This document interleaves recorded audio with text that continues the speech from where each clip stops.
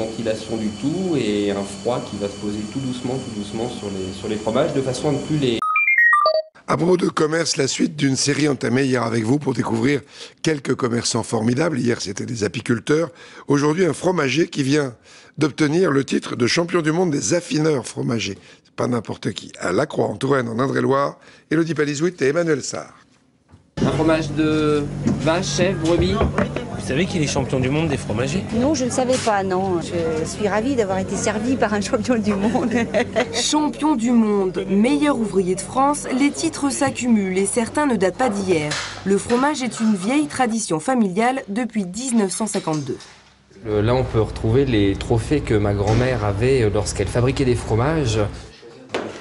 Et son trésor est ici, dans ses caves. Là, je suis en train d'écouter le son pour être sûr que ça sonne plein et qu'on n'ait pas de lainure ou que les fromages soient pas abîmés à l'intérieur. Bien faire vieillir le fromage est le cœur de son métier. Chaque jour, Rodolphe contrôle et vérifie ses produits avant de les mettre en vente. Ah, c'est bien fruité ça.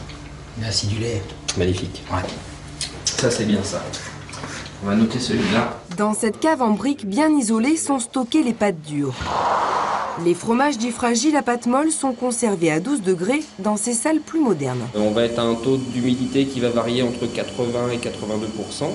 Et puis on va pas avoir de ventilation du tout et un froid qui va se poser tout doucement sur les fromages de façon à ne plus les sécher. Son point fort, le fromage de chèvre. Rodolphe les manipule avec délicatesse.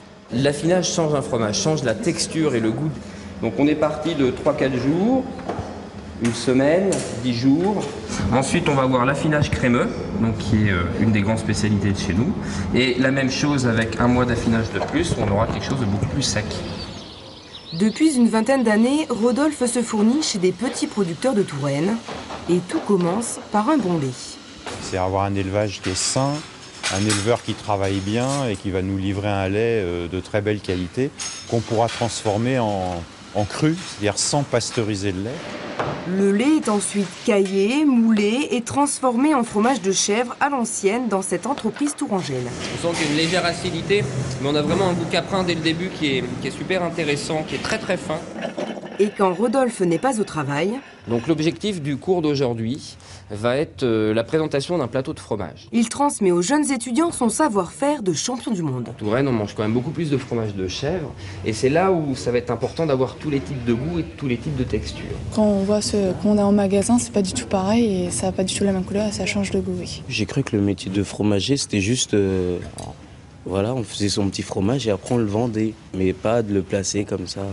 À 35 ans, Rodolphe s'est lancé un nouveau défi, vieillir aussi bien que ses fromages pour conserver son titre suprême de champion du monde.